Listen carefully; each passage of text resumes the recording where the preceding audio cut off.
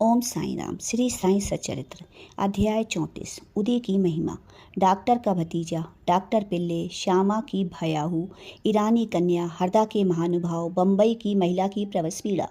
इस अध्याय में भी उदी की ही महत्वता बताई गई है तथा उन घटनाओं का भी उल्लेख किया गया है जिनमें इसका उपयोग बहुत ही प्रभावकारी सिद्ध हुआ है। डॉक्टर का भतीजा। नासिक जिले के माले गांव में एक डॉक्टर रहते थे। उनका भतीजा एक असाध्य रोग से, एक प्रकार का तपेदिक से पीड़ित था। उन्होंने तथा उनके सभी डॉक्टर मित्रों ने समस्त उपचार किए, यहाँ तक कि उसकी शल्य चिकित्सा भी कराई गई, फिर भी बालक को कोई लाभ न हुआ। उसके कष्टों का पारावार न था। मित्र और संबंधियों ने बालक के माता पिता को दैविक उपचार करने का परामर्श देकर श्री साईं बाबा की शरण में जाने को कहा, जो अपनी दृष्टि मात्र से असाध्य रोग साध्य करने के लिए प्रसिद्ध हैं। अतः माता पिता बालक को साथ लेकर शिरडी आए। उन्होंने बाबा को साष्टांग प्रणाम कर श्री साईं चरणों में बालक को डाल दिया और बड़ी संकट मोचन नाम सुनकर ही हम लोग यहाँ आए हैं। नम्रता से आदर पूर्वक विनती करी कि प्रभु हम लोगों पर दया करो, दया कर इस बालक की रक्षा कीजिए प्रभु, हमें तो केवल आपका ही भरोसा है। प्रार्थना सुनकर बाबा को दया आ गई और उन्होंने सांत्वना देकर कहा कि जो इस मस्जिद की सीढ़ी चढ़ता है उसे जीवन पर्यंत कोई दुख नहीं होता। चिंता न करो, यह उदी ले जाकर रोगग्रस्त स्थान पर लगाओ। ईश्वर पर विश्वास रखो, वह सप्ताह के अंत में पूर्ण स्वस्थ हो जाएगा। यह मस्जिद नहीं, यह तो द्वारकावती है और जो इसकी सीढ़ी चढ़ेगा उसे स्वास्थ्य और सुख की प्राप्ति होगी तथा उसके कष्टों का अंत हो जाएगा। बालक को बाबा के सामने बिठलाया गया। वे उस रोगग्रस्त स्थान पर हाथ फेरते हुए दयापूर्ण दृष्टि से बालक की ओर निहारने लगे। रोगी अप्रसन्न रहने लगा। उदी के लेप से बालक थोड़े समय में स्वस्थ हो गया। माता पिता अपने को बालक का ऋणी और कृतज्ञ मानकर बालक को शिरडी लेकर आए। यह लीला देखकर बालक के काका को, जो डॉक्टर थे, महान आश्चर्य हुआ तथा उन्हें भी बाबा के दर्शनों की तीव्र उत्कंठा हुई। इसी समय जब वे कार्यवश बम्बई जा रहे थे, तभी मालेगांव और मनमाड़ के निकट किसी ने बाबा के विरुद्ध उनके कान भर दिए। इस कारण वे शिरडी जाने का विचार त्याग कर सीधे बम्बई चले गए। वे अपनी शेष छुट्टियां अलीबाग में व्यतीत करना चाहते थे, परंतु बम्बई में उन्हें लगातार 3 रात्रियों तक एक ही ध्वनि सुनाई पड़ी, अब क्या अब भी तुम मुझ पर अविश्वास कर रहे हो? तब डॉक्टर ने अपना विचार बदलकर शिरडी को प्रस्थान करने का निश्चय किया। बम्बई में उनके एक रोगी को ज्वर आ रहा था, जिसका तापक्रम कम होने का कोई लक्षण दिखाई नहीं दे रहा था। उन्हें ऐसा लग रहा था कि कहीं शिरडी की यात्रा स्थगित न करनी पड़े। उन्होंने अपने मन ही मन एक परीक्षा करने का विचार किया कि यदि रोगी आज अच्छा हो जाएगा तो कल मैं शिरडी के लिए प्रस्थान कर दूंगा। आश्चर्य कि जिस समय उन्होंने यह निश्चय किया, ठीक उसी समय ज्वर में उतार आने लगा और ताप क्रमशः सामान्य स्थिति पर पहुंच गया। तब वे अपने निश्चय अनुसार शिरडी पहुंचे और बाबा का दर्शन करके उन्हें प्रणाम किया। डॉक्टर वहां 4-5 दिन ठहरे और उदी और आशीर्वाद प्राप्त कर घर को आ गए। एक पखवाड़े में ही पदोन्नति प्राप्त कर उनका स्थानांतरण बीजापुर को हो गया। भतीजे को रोग मुक्ति ने उन्होंने बाबा के दर्शनों का सौभाग्य दिया।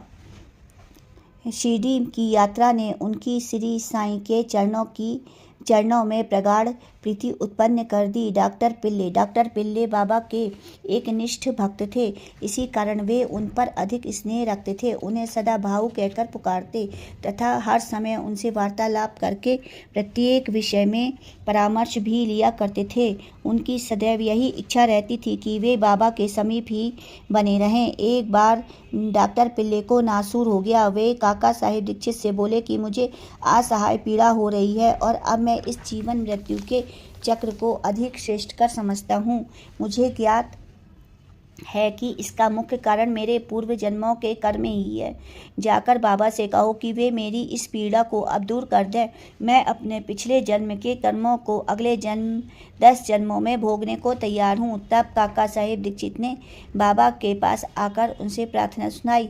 साईं तो दया के अवतार थे, वे अपने भक्तों को कष्ट में कैसे देख सकते थे। उन्होंने प्रार्थना सुनकर उन्हें भी दया आ गई और उन्होंने दीक्षित से कहा कि पिल्ले से जाकर कहो कि घबराने की कोई बात नहीं है। कर्मों का फल 10 जन्मों में क्यों भुगतना पड़ेगा, केवल 10 दिनों में ही गत जन्मों के कर्म फल समाप्त हो जाएंगे। मैं तो यहाँ तुम्हें धार्मिक और आध्यात्मिक कल्याण देने के लिए बैठा हूँ। प्राण त्यागने की इच्छा कदापि नहीं करनी चाहिए। जाओ, किसी की पीठ पर लादकर उन्हें यहाँ ले आओ। मैं सदा के लिए उनके कष्टों से छुटकारा कर दूंगा। तब उसी स्थिति में पिल्ले को वहां लाया गया। बाबा ने अपनी दाहिनी और उनके सिराहने रखी अपनी गादी देखकर सुख से लिपटकर कहा कि इसकी मुख्य औषधि तो यह है कि पिछले जन्मों के कर्म फल को अवश्य ही भोग लेना चाहिए, ताकि उनसे सदैव के लिए छुटकारा हो जाए। हमारे कर्म ही सुख दुख के कारण होते हैं, इसलिए जैसी भी परिस्थिति हो आए उसी में संतोष करना चाहिए। अल्लाह ही सबको फल देने वाला है और वही इसका सबका रक्षण करता है। ऐसा विचार कर सदैव उनका ही स्मरण करते रहो, वे ही तुम्हारी चिंता दूर करेंगे। तब मन ही मन, धन और वचन तथा क्रम द्वारा अनन्य शरण में जाओ और फिर देखो कि वे क्या करते हैं। डॉक्टर पिल्ले ने कहा कि नाना साहब ने मेरे पैर में एक पट्टी बांधी है, परंतु मुझे उससे कोई लाभ नहीं हुआ। नाना तो मूर्ख है। बाबा ने कहा, वह पट्टी हटाओ, नहीं तो मर जाओगे। थोड़ी देर में ही एक कौवा आएगा और अपनी चोंच मारेगा, तब तुम शीघ्र ही ठीक हो जाओगे। जब वह वार्तालाप हो ही रहा था, उसी समय अब्दुल, जो मस्जिद में झाड़ू लगाता था और दिया बत्ती आदि स्वच्छ करने का कार्य करता था, वहां आया। जब वह दिया बत्ती स्वच्छ कर रहा था तो अचानक ही उसका पैर डॉक्टर पिल्ले के नासूर वाले पैर पर पड़ गया। पैर तो सूजा ही था और फिर अब्दुल के पैर से दब गया। उसमें से नासूर के साथ कीड़े बाहर निकले। कष्ट असहनीय हो गया और डॉक्टर पिल्ले उच्च स्वर में चिल्ला पड़े, किंतु कुछ समय बाद ही शांत होकर गीत गाने लगे। तब बाबा ने कहा, देखा भाऊ, अब अच्छा हो गया है और गाना गा रहा है। गाने के बोल थे, करम कर मेरे हाल पर तू करीम, मेरा नाम रहमान और रहीम, तू ही दोनों आलम का सुल्तान, जहाँ मैं नुमाया तेरी शान, फना होने वाला है सब कारोबार, रहे नूर तेरा सदा आशकार, तू आशिक का हरदम मददगार। फिर डॉक्टर पिल्ले ने पूछा कि वह कौवा कब आएगा और चोंच मारेगा। बाबा ने कहा, अरे क्या तुमने कौवे को नहीं देखा? वह नहीं आएगा। अब्दुल, जिसने तुम्हारा पैर दबाया था, वही कौवा था। उसने चोंच मारकर नासूर को हटा दिया। अब वह फिर क्यों आएगा? अब जाकर बाड़े में विश्राम करो, तुम शीघ्र ही स्वस्थ हो जाओगे। उदी लगाने और पानी के साथ पीने से बिना किसी औषधि तथा चिकित्सा के वे 10 दिनों में ही निरोग हो गए और जैसा कि बाबा ने उनसे कहा था। श्यामा के छोटे भाई की पत्नी भयाहू। सावली बिहार के समीप श्यामा के छोटे भाई बापा जी रहते थे। एक बार उनकी पत्नी को फ्लैग रोग हो गया, गिल्टियों वाला, जिससे ज्वार हो आया और उनकी जांघ में फ्लैग की 2 गिल्टियां निकल आईं। बापा जी दौड़कर श्यामा के पास गए और सहायता के लिए चलने को कहा। श्यामा भयभीत होकर उठे। उन्होंने सदैव की भांति बाबा के पास जाकर उन्हें नमस्कार किया और सहायता के लिए उनसे प्रार्थना की तथा भाई के घर जाने की अनुमति मांगी। बाबा ने कहा कि इतनी रात्रि व्यतीत हो चुकी है, अब इस समय तुम कहाँ जाओगे? केवल उदी ही भेज दो। ज्वार और गिल्टी की चिंता क्यों करते हो? भगवान तो अपने पिता तथा स्वामी हैं, वह शीघ्र ही स्वस्थ हो जाएगी। अभी मत जाओ, प्रातः कल जाना और शीघ्र ही लौट आना। श्यामा को तो उस समृद्ध संजीवनी उदी पर पूर्ण विश्वास था। उसे लेकर उसके भाई ने थोड़ी सी उदी गिल्टी अपने माथे पर लगाई और कुछ जल में घोलकर रोगी को पिला दी। जैसे ही उसका सेवन किया, वैसे ही पसीना प्रभावित होने लगा। ज्वार मंद पड़ गया और रोगी प्रगाढ़ निद्रा में निमग्न हो गया। दूसरे दिन बापा जी ने अपनी पत्नी को स्वस्थ देखकर बड़ा आश्चर्य प्रकट किया कि ना तो ज्वार है और ना ही गिल्टी का कोई चिन्ह। दूसरे दिन जब श्यामा बाबा की आज्ञा प्राप्त कर वहां पहुंचे तो अपने भाई को की स्त्री को चाय बनाते देखकर उन्हें बड़ा आश्चर्य हुआ।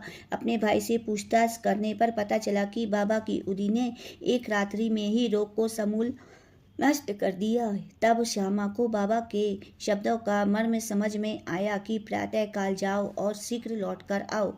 चाय पीकर श्यामा लौट आया और बाबा को प्रणाम करने के पश्चात कहने लगा, देवा यह क्या नाटक है? पहले बवंडर उठाकर हमें अशांत कर देते हो, फिर हमारी शीघ्र सहायता कर सब ठीक ठाक कर। बाबा ने उत्तर दिया कि तुम्हें ज्ञात होगा कि कर्म पथ अति रहस्यपूर्ण है। यद्यपि मैं कुछ भी नहीं करता, फिर भी लोग मुझे ही कर्मों के लिए दोषी ठहराते हैं। मैं तो एक दर्शक मात्र ही हूँ। केवल ईश्वर ही एक सत्ताधारी और प्रेरणा वाले हैं। वे ही परम दयालु हैं।